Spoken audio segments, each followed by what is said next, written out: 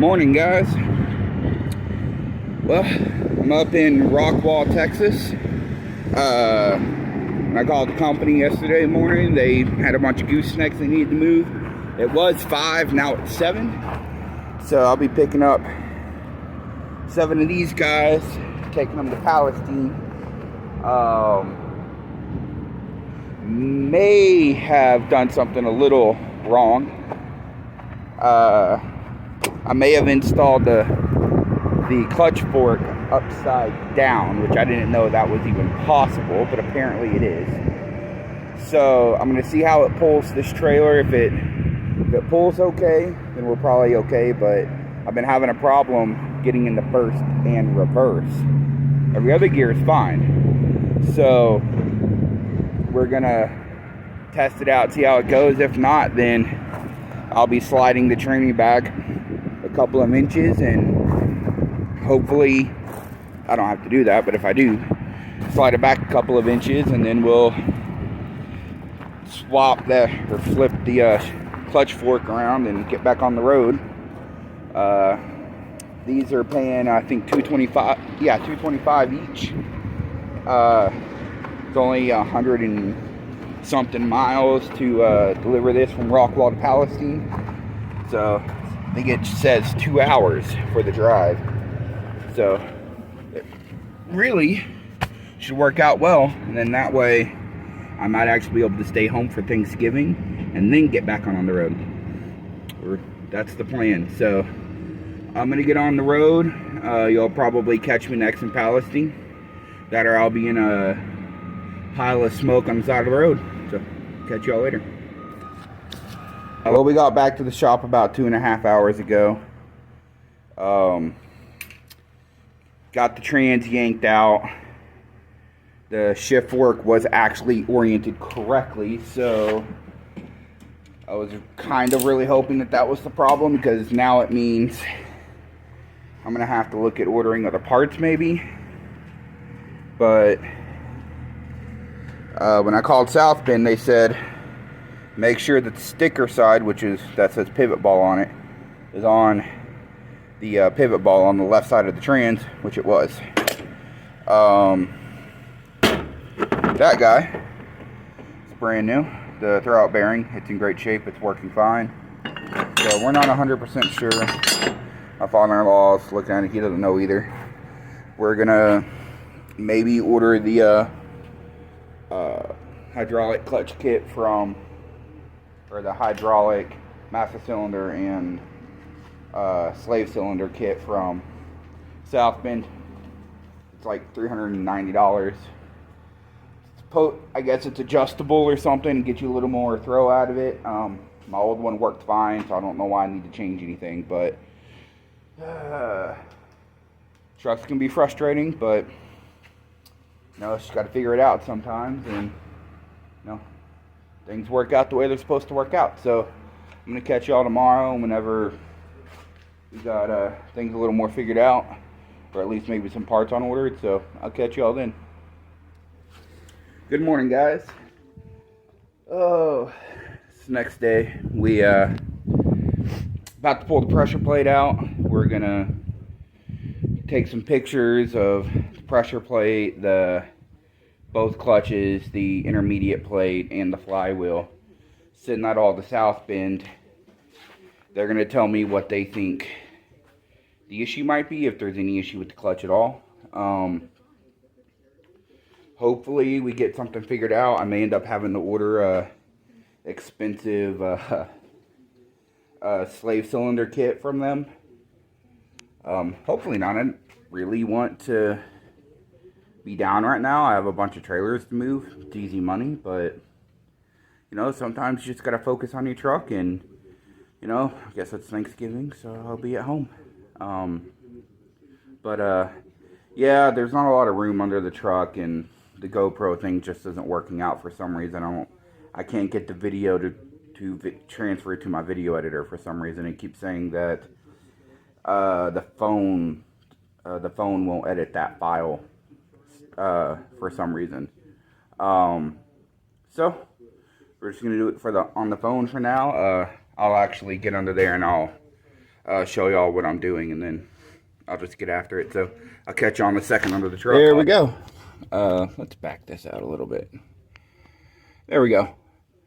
I already got the tool in. We're gonna start pulling these bolts out. For the people who don't understand, this transmission does not come out from under this truck very easily. So I got it slid back. There's very little room under here, especially if you're a bigger guy. This transmission's really heavy, and you know, moving it out from under the truck is just a complete and total hassle. I really hope that I don't end up having to pull this thing out from under the truck, but I don't think I will. I don't think I'll have to. But we're just gonna have to get this done, and it means I'm gonna have to share space with this transmission under this truck. So, yeah, we're gonna get after it. This is the life of owning your truck and doing your own work. So, I mean, I could be making truck payments, and I guess I could be on the road, but, you know, at the same time, I mean, this is the only real hassle I've had to deal with this truck since I've gotten it. So, you know, it's not too bad for a year's worth of work. So, we'll get it taken care of, and I'll catch you on a little bit when I get this pressure plate off. Morning. Well, the part came in for the truck last night, right before the sunset. FedEx trying to catch up on everything, I guess. So, here it is. Supposedly, it's way better than the stock stuff. So, I guess we'll see. This guy right here is adjustable. And, it gives you the ability to adjust the throw on the slave cylinder. Not sure why I would need that. I didn't think that that would be a necessary thing for these trucks. I mean, the dual discs are all built the same. Transmissions are built with the same, you know, spacing. So I'm not sure why there's an adjustment needed. Maybe somebody can explain that to me. Maybe the disc wear down over time, and since there's 4 sides, you lose more thickness over time, and maybe you need to adjust that over time. But it's a chilly 48 degrees and raining, of course. So yeah, we're just gonna get after it and hope this beautiful day doesn't get in our way. Yeah, and sadly, I can't shut the shop all the way because I'm a dingus and didn't pull the truck in all the way. I didn't really expect to actually end up having to pull the trans. I was hoping that I would find something simple, but that didn't happen. So yeah, we're getting it done. I didn't find anything wrong with any of this stuff, nor did South Bend. So we're gonna throw it all back in, but we're gonna make sure, in case I gotta show this to South Bend. Flywheel side, right? It's stacked the way that it goes in, and I'm going to put it in piece by piece, just like that, like the way it came out. I'll probably take pictures as I put it in, just so that they can't say that I did something backwards or something. But yeah, we'll get after it. We'll see y'all when this thing's hopefully moving on its own. Okay. Well, here we go, guys. The fork is on. It is definitely oriented correctly. I even put a little sheen of grease on the shaft that the pilot bearing rides on, just to be sure we're not getting some sort of weird stiction issue. The flywheel pressure plate, and intermediate plate are oriented correctly, same as before. See if we can Nope, I had to turn the phone sideways to get in there. Whoop. There we go.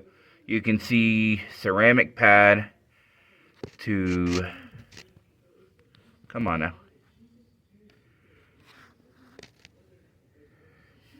There we go, ceramic pad to ceramic pad. I'm not quite sure why we're having such an issue with this. There we go. Ceramic pad to ceramic pad. So, clutch is oriented correctly. The flywheel and pressure plate are oriented correctly. Still got to pull the old clutch slave cylinder off. Yeah, we're just going to get it done. There are better how-to videos, so I'm not going to video this because, well, a lot of room down. There's not a lot of room down here, and it's going to take me a minute to kind of jiggy this thing in, so I'll catch you on a little bit, and hopefully we'll have this thing back together in the next hour, and we'll take it for a test drive, I guess. Well, guys, it's been several days since I've shot any video. The clutch hydraulic kit is working better, but not quite perfect. We're still having a little bit of a issue once the transmission gets hot, getting into gear, though it seems to get better with each day that I drive the truck. But South Bend told me to just drive it and see how the new transmission breaks in. Same thing that the trans shop told me. So I moved a couple of the goosenecks, and I just needed to get that done. I didn't really have time to really, make any videos about anything. I just wanted to get it done and get down the road. So I'm here in Haiti, Missouri. I think it's Haiti, Missouri, at the Pilot. This is where I stop off at every time I'm on my way up to Indiana. It's the halfway point, as far as I can tell, or as far as I'm concerned. It's 664 miles from my house to here, and then it's another like 589 miles to the yard. But I do have a load. It's a 10,000 pound fifth wheel going to Fresno, and we're just gonna try to get a couple of these banged out. I'm going to try to get that load delivered, pick up a load from California, going to Arizona, New Mexico, deliver that, then try to get back to Indiana and deliver another one, and do another California load, and then head home for Christmas. That's the plan. We'll see what happens once we actually, get rolling with the load. The truck seems to be getting slightly better fuel economy now. I don't know if that has anything to do with the transmission or anything else. I mean, I did an oil change while I was at home, but I only had like 6,000 miles on the last oil change. But I don't know. I generally do my oil changes every 10 to 12,000 miles, so I don't really think that's the issue, or what would be causing the bump in fuel economy. So, but as of yet, no oil leaks. So, I know generally people bash on the Fel-Pro and Molly gaskets pretty hard, but the rear main's not leaking now that I'm using RTV and not anaerobic sealer, and the valve cover's fine. So, yeah, well, at least we got something accomplished. Motor's not leaking for the moment. It's 5.9. It'll start leaking again anyways. If I sound a little hoarse, I got a cold from my wife, so blame her.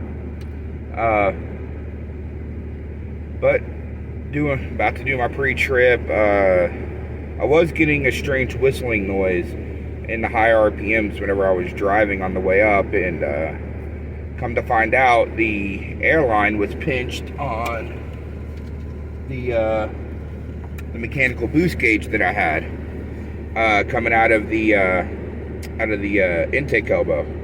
It had gotten kinked over. Well, I don't need it now that I got the banks. So I don't have a way to plug the hole. So I took a bunch of this line, cut it off, and used my little friendly blowtorch here and melted it down into the fitting.